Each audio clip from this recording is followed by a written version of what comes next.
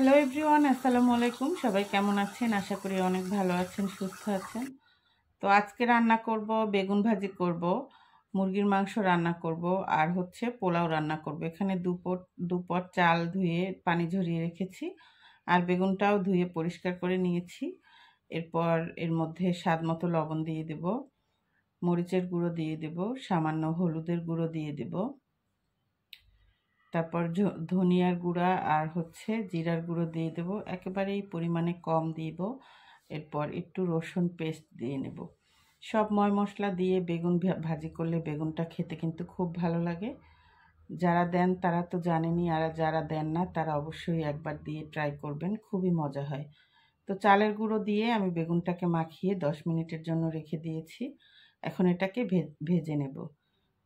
প্যানের মধ্যে তেল গরম করে বেগুনটা দিয়ে দিয়েছি, আর একদম লো হিটে বেগুনটা ভাজি করব। আর চালের গুঁড়োটা দিলে বেগুনটা অনেক মচমচে হয়, খেতেও ভালো লাগে, ভাজার সময় তেলটাও কিন্তু কম লাগে। আর অন্য চুলাতে আমি পোলাওটা বসিয়ে দেব। তেল গরম করে এর মধ্যে তেজপাতা, গরম মশলা, পেঁয়াজ দিয়ে 2 মিনিটের মতো ভেজে নিয়েছি। আর চালটা এ পর্যায়ে আমি দিয়ে দিয়েছি। চালটাকে প্রায় 7-8 মিনিটের মতো আমি ভেজে নিয়েছি।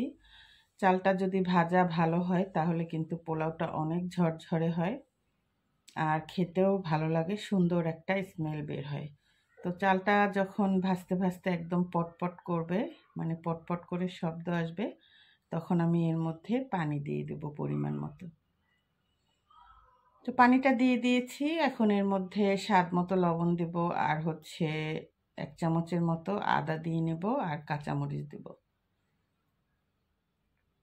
তো সব কিছু দিয়ে আমি ভালোভাবে নেড়েচেড়ে চুলাটা মিডিয়াম আঁচে রেখে আমি পোলাওর মধ্যে ঢাকনা দিয়ে তারপরে রান্না করছি। আর এদিকে বেগুনও আমার হয়ে গেছে, এখন তুলে ফেলবো।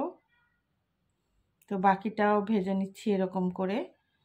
আর পোলাওটা আমার হয়ে গেছে। এখন হচ্ছে মুরগির মাংস দিয়ে দিব। মুরগির মাংস আমি সব মশলা একসঙ্গে দিয়ে তারপরে মাখিয়ে রান্না করছি। তো এর মধ্যে আমি গরম মশলা, তেজপাতা দিয়েছি, ধনিয়ার গুঁড়া দিয়েছি, জিরার গুঁড়া, তারপরে হলুদের গুঁড়া, মরিচের গুঁড়া, সামান্য মেথি দিয়ে নিয়েছি। তারপরে আদা বাটা, রসুন বাটা, তেল দিয়ে আমি মাংসটা বসিয়ে দিয়েছি। আর বেগুন যেহেতু ভেজেছি, বেগুনের সাথে শুকনো মরিচ না হলে একদমই হয় না।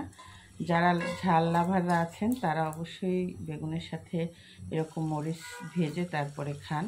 তো আমিও তার ব্যতিক্রম না, আমি 5-6টা মরিচ ভেজে নিয়েছি। আর মাংসটাও আমি এখন তুলে ফেলবো জিরার গুঁড়ো দিয়ে। মাংসটাও প্রায় হয়ে গেছে, বেগুনটাও একদম ভাজা কমপ্লিট হয়ে গেছে। তো ভিডিওটা যদি আপনাদের ভালো লাগে অবশ্যই ফুল ভিডিওটা দেখবেন, আর লাইক দিবেন, কমেন্টস করবেন, একটা ফলো দিয়ে রাখবেন। ইউটিউব চ্যানেল থেকে দেখলে সাবস্ক্রাইব করে ফেলবেন। তো এটা হচ্ছে মাংসের ফাইনাল লুক, খুবই সুন্দর একটা কালার হয়েছে। আর এটার মধ্যে পানি ছাড়া রান্না করেছি, খেতে ভীষণ মজা ছিল। আর এটা হচ্ছে পোলাও, একটু গাজর দিয়ে নিয়েছি। তো আজকের মতো